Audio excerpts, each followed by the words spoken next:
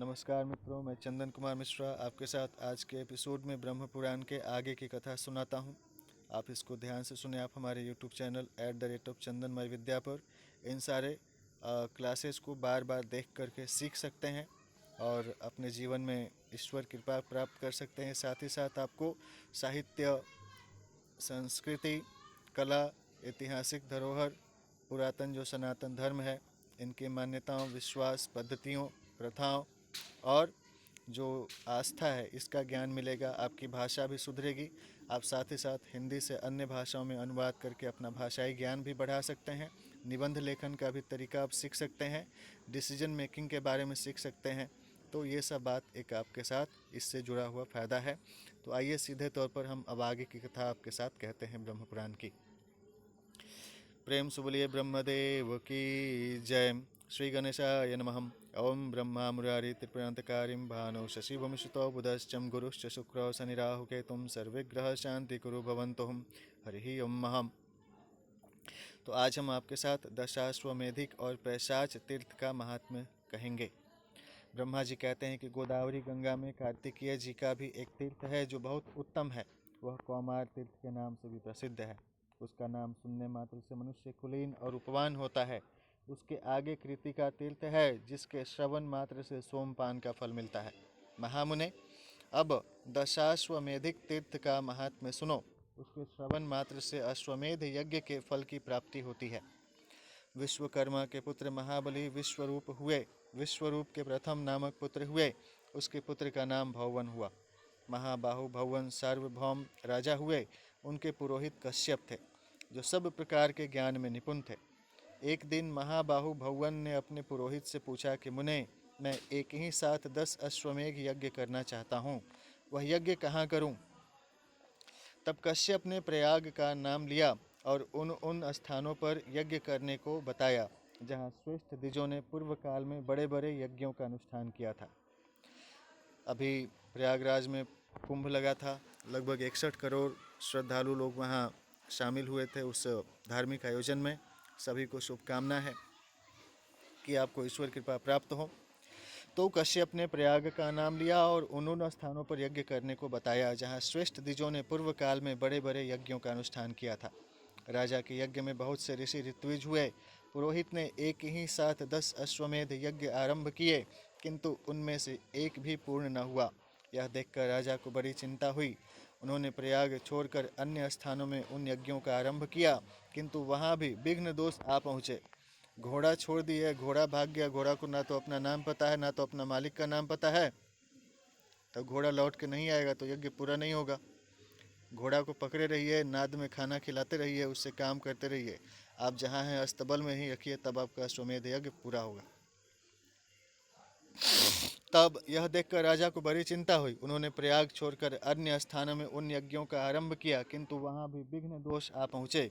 इस प्रकार अपने यज्ञों का पूर्ण देख राजा ने पुरोहित से कहा कि देश और काल के दोष से अथवा मेरे और आपके दोष से हमारे 10 अश्वमेध यज्ञ पूर्ण नहीं हो पाते। यूँ कहकर दुखी हुए राजा भगवान अपने पुरोहित कश्यप के साथ बृहस्पति जी के ज्येष्ठ भ्राता संवर्त के पास गए और इस प्रकार बोले कि भगवान, मुझे ऐसा कोई उत्तम प्रदेश बतलाइए जहाँ एक ही साथ आरंभ किए हुए 10 अश्वमेध यज्ञ पूर्ण हो जाएं। तब मुनिश्रेष्ठ संवर्त ने कुछ काल तक ध्यान करके महाराज भौवन से कहा कि ब्रह्मा जी के पास जाओ, वे ही उत्तम प्रदेश बताएंगे। तब महाबुद्धिमान भगवान महात्मा कश्यप को साथ ले मेरे पास आ पहुँचे और मुझसे भी उत्तम देश आदि के विषय में प्रश्न करने लगे। उस समय मैंने भगवान और कश्यप से कहा कि राजेंद्र, तुम गोदावरी के तट पर जाओ, वही यज्ञ के लिए पुण्यवान प्रदेश है। वेदों के पारगामी विद्वान ये महर्षि कश्यप ही श्रेष्ठ गुरु हैं। इनकी कृपा और गौतमी गंगा के प्रसाद से एक ही अश्वमेध से अथवा वहाँ स्नान करने मात्र से तुम्हारे 10 अश्वमेध यज्ञ सिद्ध हो जाएंगे। यह सुनकर राजा भगवान कश्यप जी के साथ गौतमी के तट पर आए और वहाँ अश्वमेध यज्ञ की दीक्षा ग्रहण की।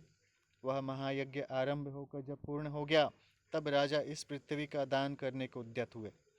उसी समय आकाशवाणी हुई कि राजन, तुमने पुरोहित कश्यप जी को पर्वत, वन और काननों सहित पृथ्वी देने की कामना करके सब कुछ दान कर दिया। अब भूमि दान की अभिलाषा छोड़कर अन्न दान करो। वह महान फल देने वाला है। तीनों लोकों में अन्नदान के समान दूसरा पुण्य कार्य नहीं है। विशेषतः गंगा जी के तट पर श्रद्धा के साथ किए हुए अन्नदान की महिमा अकथनीय है। तुमने जो प्रचुर दक्षिणा से युक्त यह अश्वमेध यज्ञ किया है, इससे तुम कृतार्थ हो गए। अब इस विषय में तुम्हें अन्यथा विचार नहीं करना चाहिए।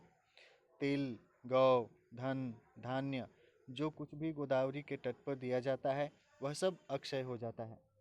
यह सुनकर सम्राट भगवान ने ब्राह्मणों को बहुत सा अन्नदान किया। तब से वह तीर्थ दशाश्वमेधिक के नाम से विख्यात हुआ। वहाँ स्नान करने से 10 अश्वमेध यज्ञों का फल प्राप्त होता है। एक श्लोक दिया गया है, भूमिदान स्पृहाम त्यक्तम अन्नम देहि महाफलम ना अन्नदान समम पुण्यम त्रिषु लोकेषु विद्यते विशेषतस्तु गंगाया श्रद्धायाम पुलिने मुनिम। तो उससे आगे पैशाच तीर्थ है जो ब्रह्मवादी महर्षियों द्वारा सम्मानित है। यह गोदावरी के दक्षिण तट पर स्थित है। अब मैं उसका स्वरूप बतलाता हूँ, सुनो। मुनि श्रेष्ठ नारद, स्वयं बोले नारद भगवान की जय। उन्होंने बताया कि मुनि श्रेष्ठ नारद ब्रह्मगिरी के पार्श्व भाग में अंजन नाम से प्रसिद्ध एक पर्वत है। वहाँ एक सुंदरी अप्सरा शाप भ्रष्ट होकर उत्पन्न हुई। उसका नाम अंजना था। उसके सब अंग बहुत सुंदर थे, किंतु मुँह वानरी का था। केसरी नामक श्रेष्ठ वानर अंजना के पति थे। केसरी के एक दूसरी भी स्त्री थी जिसका नाम अद्रिका था। वह भी शाप भ्रष्ट अप्सरा ही थी।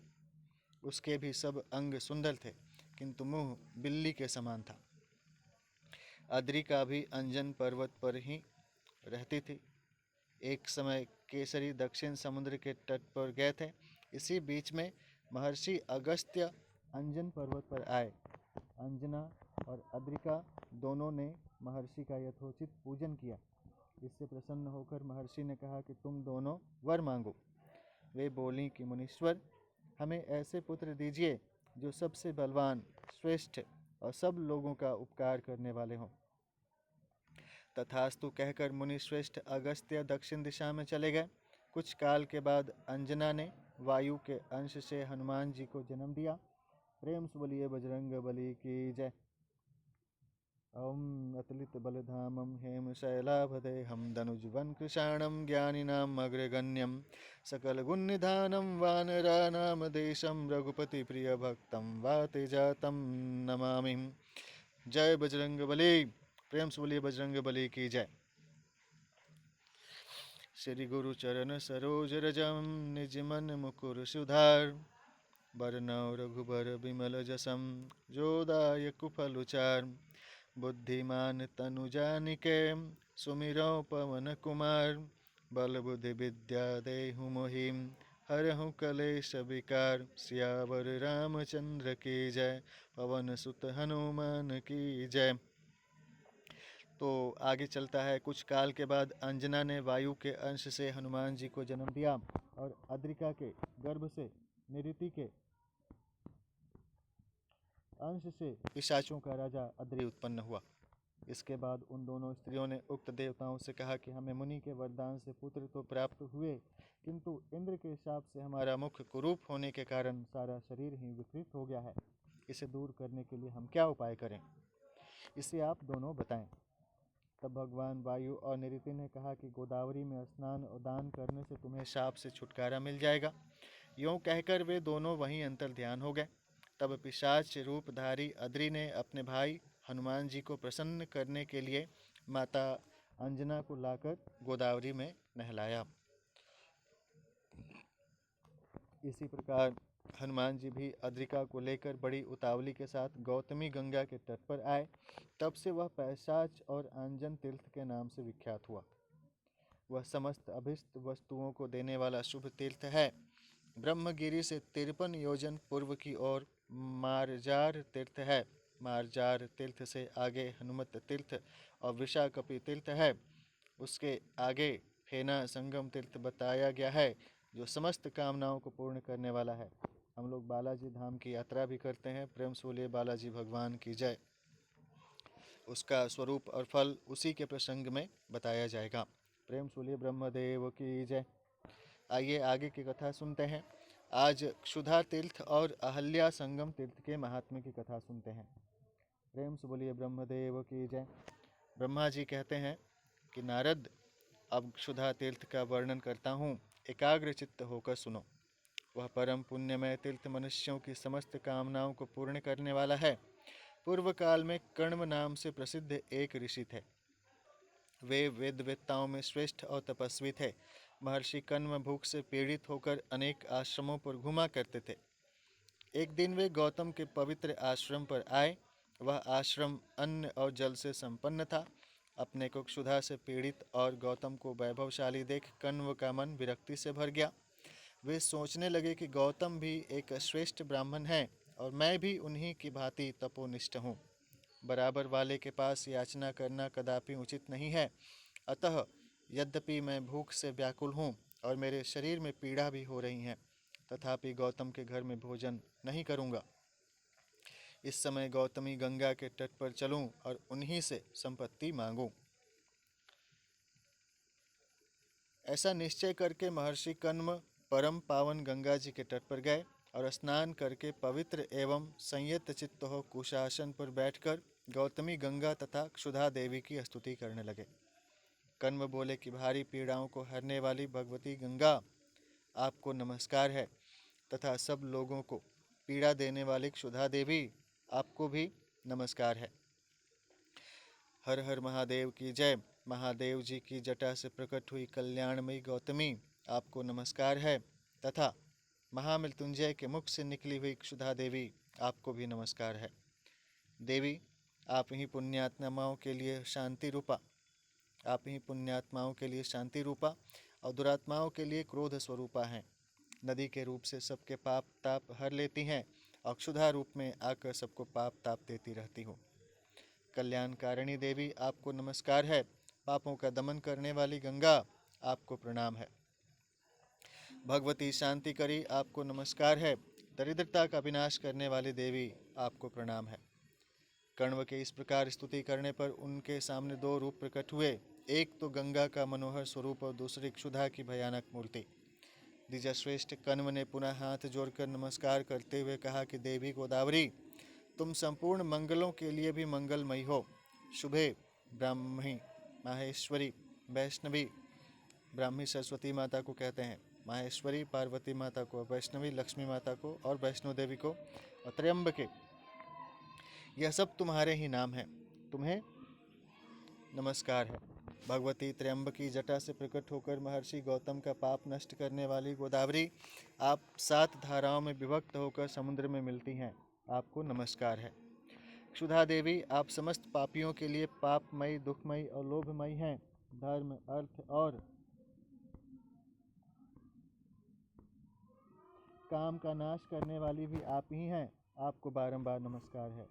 ध्यान से बोलिए क्षुधा देवी माता की जय, गंगा देवी माता की जय, हर हर महादेव की जय। कण्व का यह वचन सुनकर गंगा और क्षुधा दोनों ही बहुत प्रसन्न हुई और बोली कि सुव्रत, तुम मनोवांछित वर मांगो। तब कण्व ने गंगा जी को प्रणाम करके कहा कि देवी, मुझे मन के अनुकूल भोग, वैभव, आयु, धन और मोक्ष प्रदान कीजिए। तो कर्पूर गौरम करुणावतारम संसार सारम भुजगेंद्रहारम सदा वसंतम हृदयारविंदो भावे भवानी सहितम नमामि। ओम नमः शिवाय। तो वर मांगने के लिए उन्होंने कहा। कण्व ने गंगा जी को प्रणाम करके कहा कि देवी, मुझे मन के अनुकूल भोग, वैभव, आयु, धन और मोक्ष प्रदान कीजिए। गंगा से यों कहकर द्विज श्रेष्ठ कण्व ने क्षुधा देवी से कहा कि शुधे, तुम तृष्णा एवं दरिद्रता रूपिणी अत्यंत पापमयी तथा रुक्ष स्वभाव वाली हो। मेरे अथवा मेरे वंशजों के यहाँ तुम कभी न रहना। जो क्षुधातुर मनुष्य इस स्तोत्र से तुम्हारी स्तुति करें, उनके दारिद्र्य और दुख का नाश हो जाए। क्षुधा देवी जीवन का निर्वाह करती हैं। जब आप व्रत, तप, उपवास करते हैं, नवरात्रा का व्रत करते हैं, तो 9 दिन शरीर का पालन कौन करता है? वही देवी करती हैं। इस प्रकार की व्यवस्था है। तो इस प्रकार से इन्होंने कहा, लेकिन आप समझ सकते हैं अपने हिसाब से, मेरे अथवा मेरे वंशजों के यहाँ तुम कभी न रहना। जो क्षुधातुर मनुष्य इस स्तोत्र से तुम्हारी स्तुति करें, उनके दारिद्र्य और दुख का नाश हो जाए। सभी को भरपूर भोजन दीजिए। अन्नपूर्णा देवी की पूजा करिए तो क्षुधा देवी पूर्ण करेंगी। जो भूखे रहते हैं उनको भी वो पालन करती हैं, शरीर की रक्षा करती हैं। जिनका बार बार अगर उपचार किया जाए, ऑर्गन बाथ असेंबली अगर करवाई जाए तो लोग पुनः ठीक हो सकते हैं, शरीर दोबारा रिवाइव हो सकता है। हीलिंग ट्रीटमेंट पद्धति में यह मान के चलना चाहिए कि जो शरीर क्या है, चेतना विहीन हो गया है, वो कोमा में है, उनके सारे फिजियोलॉजिकल सिस्टम्स एस्टेब्लिश हो जाएं। इसके लिए हमें हेल्थ फैसिलिटीज़ को और स्ट्रेंथन करना पड़ेगा, टिश्यू कल्चर के काम करनी होंगी ताकि वाइटल ऑर्गन्स को स्टेम सेल थेरेपी ग्राफ्टिंग के माध्यम से हम रिवाइवल के लिए प्रयास कर सकें। तो जो लोग इस परम पुण्यमय तीर्थ में भक्ति पूर्वक स्नान दान और जप आदि करें वे धन संपत्तियों के भागी हों। मयि मद्वंशजे चापिं क्षुधे तृष्णे दारिद्रणीं याहि पापतरे रुक्षेण भूयास्त्वं कदाचनम् अनेन अस्तवेन ये वै त्वां स्तुवन्ति क्षुधातुरां तेषां दारिद्र्यदुःखाणि न भवेयोर्वरो अपरहम्। जो तीर्थ अथवा अपने घर में इस स्तोत्र का पाठ करे उसे दरिद्रता और दुख से कभी भय न हो। एवं अस्तु कहकर गंगा और क्षुधा दोनों अपने अपने स्थान को चली गईं। तब से उस तीर्थ के 3 नाम हो गए, काण्व तीर्थ, गांग तीर्थ और क्षुधा तीर्थ। नारद वह तीर्थ सब पापों को दूर करने वाला और पितरों की प्रसन्नता को बढ़ाने वाला है। गोदावरी में अहल्या संगम नामक एक तीर्थ है जो तीनों लोकों को पवित्र करने वाला है। मुनि श्रेष्ठ, उस तीर्थ की उत्पत्ति का वृतांत सुनो। पूर्व काल की बात है, मैंने अत्यंत कौतूहलवश कुछ सुंदरी कन्याओं की सृष्टि की। उनमें से एक कन्या सबसे श्रेष्ठ और उत्तम लक्षणों से युक्त थी। उसके सब अंग बड़े मनोहर तथा रूप और गुणों से संपन्न थे। उस समय मेरे मन में यह विचार हुआ कि कौन पुरुष इस कन्या का पालन पोषण करने में समर्थ है। सोचने पर महर्षि गौतम ही मुझे समस्त गुणों में श्रेष्ठ, तपस्वी, बुद्धिमान, समस्त शुभ लक्षणों से सुशोभित और वेद वेदांगों के ज्ञाता प्रतीत हुए। अतः उन्हीं को मैंने वह कन्या दे दी और कहा कि मुनि श्रेष्ठ, जब तक यह युवती न हो जाए तब तक तुम ही इसका पालन पोषण करना। युवा अवस्था होने पर पुनः इस साध्वी कन्या को मेरे पास ले आना। यूँ कहकर मैंने गौतम को वह कन्या समर्पित कर दी। गौतम अपने तपोबल से निष्पाप हो चुके थे। उन्होंने विधिपूर्वक उस कन्या का पालन पोषण किया और युवती होने पर उसे वस्त्राभूषणों से सुसज्जित करके मेरे पास ले आए। उस समय उनके मन में कोई विकार नहीं था। अहल्या को देखकर इंद्र, अग्नि और वरुण आदि सब देवता बारी बारी से मेरे पास आए और कहने लगे, सुरेश्वर, यह कन्या मुझे दे दीजिए। इंद्र का तो उसके लिए विशेष आग्रह था। महर्षि गौतम की महत्ता, गंभीरता और धीरता का विचार करके मुझे बड़ा विस्मय हुआ। मैंने सोचा, यह सुमुखी कन्या गौतम को ही देने योग्य है और किसी को नहीं, अतः उन्हीं को दूंगा। ऐसा निश्चय करके मैंने देवताओं और ऋषियों से कहा कि यह सुंदरी कन्या उसी को दी जाएगी जो सारी पृथ्वी की परिक्रमा करके सबसे पहले यहाँ उपस्थित हो जाए, दूसरे किसी को नहीं मिलेगी। तब मेरी बात सुनकर सब देवता अहिल्या की प्राप्ति के लिए पृथ्वी की परिक्रमा करने चले गए। इसी बीच में कामधेनु सुरभि बच्चा देने लगी। अभी बच्चे का आधा शरीर ही बाहर निकला था। उसी अवस्था में गौतम ने उसे देखा और उसी को पृथ्वी भाव से देखते हुए उसकी परिक्रमा की। यहाँ कन्या का अभिप्राय क्या है? बाछी है, गाय के बच्चा। साथ ही उन्होंने शिवलिंग की भी प्रदक्षिणा की। इसके बाद सोचा, संपूर्ण देवताओं ने अभी पृथ्वी की एक परिक्रमा भी पूरी नहीं की और मेरे द्वारा 2 परिक्रमाएं पूरी हो गईं। ऐसा निश्चय करके वे मेरे समीप आए और मुझे प्रणाम करके बोले कि कमलासन विश्वात्मन, आपको बारंबार नमस्कार है। यह एक बात है। प्रेम सूली गौरी नंदनी की जय। प्रथमं शैलपुत्रीं च मृत्युं ब्रह्मचारिणीं, तृतीयं चंद्रघंटेति कुष्मांडेति, चतुर्थकं पंचमं स्कंदमातेति, षष्ठं कात्यायनेति च, सप्तमं कालरात्रीति महागौरीति च, अष्टमं नवमं सिद्धिदात्री च, नव दुर्गा प्रकीर्तिताहम्। ओम दुर्गाय नमः। तो ऐसी निश्चय करके वे मेरे समीप आए, मुझे प्रणाम करके बोले कि कमलासन विश्वात्मन, आपको बारंबार नमस्कार है। ब्राह्मण, मैंने सारी वसुधा की प्रदक्षिणा कर ली। मेरे ध्यान के द्वारा सब बातें जानकर गौतम से कहा, ब्रह्मर्षि, तुम्ही को यह सुंदरी कन्या दी जाती है। वास्तव में तुमने पृथ्वी की परिक्रमा पूरी कर ली। जो वेदों के लिए भी दुर्बोध है, उस धर्म का स्वरूप तुम जानते हो। जो गाय आधा प्रसव कर चुकी हो, वह 7 द्वीपों वाली पृथ्वी के तुल्य है। उसकी परिक्रमा कर ली जाए तो समूची पृथ्वी की परिक्रमा हो जाती है। शिवलिंग की भी प्रदक्षिणा का भी यही फल है। शिवलिंग का मंत्र क्या है? सबसे आसान है, ओम नमः शिवाय। ओम नमः शिवाय, ओम नमः शिवाय, ओम नमः शिवाय। अतः उत्तम व्रत का पालन करने वाले गौतम, मैं तुम्हारे धैर्य, ज्ञान और तपस्या से बहुत संतुष्ट हूँ। यूँ कहकर मैंने गौतम को अहल्या सौंप दी। उन दोनों का विवाह हो जाने पर देवता लोग पृथ्वी की परिक्रमा करके धीरे धीरे आने लगे। आने पर सबने अहल्या के साथ गौतम का विवाह हुआ देखा। इससे उन्हें बड़ा आश्चर्य हुआ। अंत में सब देवता स्वर्ग में चले गए, परंतु इंद्र के मन में इससे बड़ी ईर्ष्या हुई। मैंने प्रसन्न होकर महात्मा गौतम को रहने के लिए ब्रह्मगिरि प्रदान किया, जो परम पवित्र, समस्त अभिलषित वस्तुओं को देने वाला तथा मंगलमय है। मुनिश्रेष्ठ गौतम वहाँ अहल्या के साथ विहार करने लगे। इंद्र ने स्वर्ग में भी गौतम की पवित्र कथा सुनी। अतः मुनियों को, उनके आश्रम को और उनकी सुंदरी पत्नी को देखने के लिए वे ब्राह्मण का वेश धारण करके आए। वहां आने पर उन्होंने मन में पाप की भावना लेकर अहल्या को देखा। उस समय वे अपने आप को भी भूल गए। देश काल की भी सुध न रही और ऋषि के शाप का भय भी उन्होंने भुला दिया। उनका हृदय काम के वशीभूत हो रहा था। एक समय महर्षि गौतम मध्याह्न से पहले की क्रिया समाप्त करके शिष्यों के साथ आश्रम से बाहर गए। समुद्र वस्न देवी पर्वत स्तनमंडितम विष्णु पत्नी नमस्तुभ्यं पादस्पर्श क्षमस्व में ओम पृथिव्याय नमः।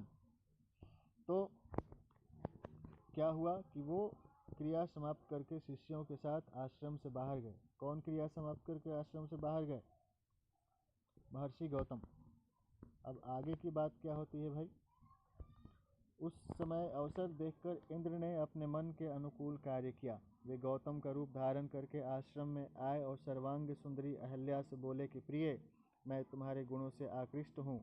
तुम्हारे रूप का स्मरण करके मेरा मन विचलित हो गया है। पांव लड़खड़ा रहे हैं। यूँ कहकर हंसते हंसते उन्होंने अहल्या का हाथ पकड़ लिया और आश्रम के भीतर चले गए। अहल्या ने उन्हें गौतम ही समझा।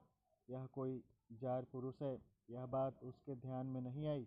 वह इंद्र के साथ सुखपूर्वक रमन करने लगे। इतने में ही महर्षि गौतम पुनः अपने शिष्यों के साथ लौट आए। प्रतिदिन का ऐसा नियम था कि जब वे बाहर से आश्रम पर आते, तब प्रियवादिनी अहल्या आगे बढ़कर उनका स्वागत करती, प्रिय लगने वाली बातें कहती और अपने सद्गुणों से उन्हें संतुष्ट करती थी। उस दिन अहल्या को न देखकर परम बुद्धिमान गौतम को ऐसा जान पड़ा मानो कोई बड़ी अद्भुत बात हो गई। मुनिश्रेष्ठ गौतम द्वार पर खड़े हैं और सब लोग उनकी ओर देखते हैं। अग्निहोत्र और शाला के रक्षक तथा घर में कामकाज करने वाले अनुचर उन्हें देखकर बड़े विस्मय में पड़े और भयभीत होकर बोले कि भगवान, यह कैसी विचित्र बात है कि आप भीतर और बाहर दोनों जगह देखे जाते हैं। अहो, आपकी तपस्या का ही यह प्रभाव है कि आप अनेक रूप धारण करके विचरते हैं। यह सुनकर गौतम के मन में बड़ा आश्चर्य हुआ। वे सोचने लगे कि आश्रम के भीतर कौन गया है। उन्होंने पुकारा कि प्रिय अहल्ये, आज तुम मुझसे बोलती क्यों नहीं? महर्षि का वचन सुनकर अहल्या ने उस जार से कहा कि अरे, तू कौन है जो मुनि का रूप धारण करके तूने मेरे साथ यह पाप कर्म किया है? यह कहती हुई वह भय के मारे शैया से सहसा उठकर खड़ी हो गई। पापचारी इंद्र भी मुनि के भय से बिलाव बन गए। अहल्या थर थर काँप रही। उसके वेशभूषा बिगड़ चुके थे। अपनी प्यारी पत्नी को कलंकित हुई देख महर्षि ने क्रोध में आकर कहा कि तुमने यह दुस्साहस कैसे किया? उनके इस प्रकार पूछने पर देवी अहल्या ने लज्जावश कोई उत्तर नहीं दिया। तब मुनि उस जार की खोज करने लगे। इतने में उस बिलाव पर उनकी दृष्टि पड़ी। अरे ठीक ठीक बता, तू कौन है?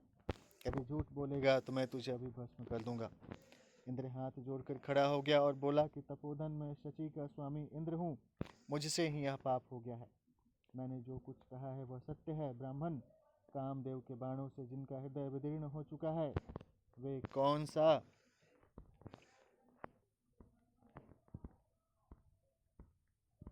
दुष्कर्म नहीं करते। आप करुणा के सागर हैं। मुझ महापापी को क्षमा करें। ऐसा किसने कहा? इंद्र ने कहा। साधु पुरुष अपराधी पर भी कठोरता नहीं दिखाते। तब गौतम ऋषि बोले कि इंद्र, तूने स्त्री की योनि में आसक्त होकर यह पाप कर्म किया है, अतः तेरे शरीर में योनि के सहस्त्रों चिन्ह हो जाएं। इसके बाद मुनि ने अहल्या से भी कुपित होकर कहा कि तू सूखी नदी हो जा। तब अहल्या बोली, भगवान, जो पापिनी स्त्रियां मन से भी दूसरे पुरुष की कामना करती हैं, वे तथा उनके समस्त पूर्वज भी अक्षय नरकों में पड़ते हैं। आप कृपा करके मेरी बातों पर ध्यान दें। यह इंद्र आपका रूप धारण करके मेरे पास आया था। ये सब लोग इस बात के साक्षी हैं। रक्षकों ने कहा कि ऐसी ही बात है, अहल्या ठीक कहती है। मुनि ने भी ध्यान के द्वारा सच्ची बात को जान लिया और शांत होकर अपनी पतिव्रता पत्नी से कहा कि कल्याणी, नदी होने पर जब तुम सरिताओं में श्रेष्ठ गौतमी गंगा से मिलोगी, उस समय पुनः अपने स्वरूप को प्राप्त कर लोगी। महर्षि का वचन सुनकर पतिव्रता अहल्या ने वैसा ही किया। गौतमी गंगा से मिलने पर पुनः उसका वही स्वरूप हो गया जैसा मैंने बताया था। तत्पश्चात देवराज इंद्र ने हाथ जोड़कर महर्षि गौतम से कहा कि मुनिश्रेष्ठ, अपने घर पर आए हुए मुझ पापिष्ट की रक्षा कीजिए। यूँ कहकर इंद्र उनके चरणों में गिर पड़े। यह देख महर्षि ने कृपा पूर्वक कहा कि पुरंदर, तुम्हारा कल्याण हो। तुम गोदावरी के तट पर जाओ और उसमें स्नान करो। इससे तुम्हारे सारे पाप क्षण भर में धुल जाएंगे। तुम्हारे शरीर में योनि के जो सहस्त्रों चिन्ह हैं, वे नेत्रों के रूप में परिणत हो जाएंगे। तुम सहस्त्राक्ष हो जाओगे। नारद, गौतमी के प्रभाव से ये दो आश्चर्यजनक बात मैंने देखी हैं। अहल्या नदी होकर पुनः अपने स्वरूप को प्राप्त हुई और शचीपति इंद्र सहस्त्राक्ष हो गए। तब से वह तीर्थ अहल्या संगम के नाम से विख्यात हुआ। उसे इंद्र तीर्थ भी कहते हैं। वह मनुष्यों की समस्त कामनाओं को पूर्ण करने वाला है। प्रेम से बोलिए ब्रह्मदेव की जय, विष्णु देव की जय, शंकर भगवान की जय, सूर्य भगवान की जय, चंद्रमा देव की जय, पृथ्वी माता की जय, सरस्वती माता की जय, लक्ष्मी माता की जय, काली माता की जय, हर हर महादेव की जय। तो आप सभी को शुभकामना है, ईश्वर कृपा प्राप्त हो, ऐसी मैं ईश्वर से प्रार्थना करता हूँ। सर्वे भवन्तु सुखिनः, सर्वे सन्तु निरामयाम्, सर्वे भद्राणि पश्यन्तु मा कश्चिदपि दुर्भाग्यं भवेत्। ओम शांति शांति शांति। ओम नमः शिवाय।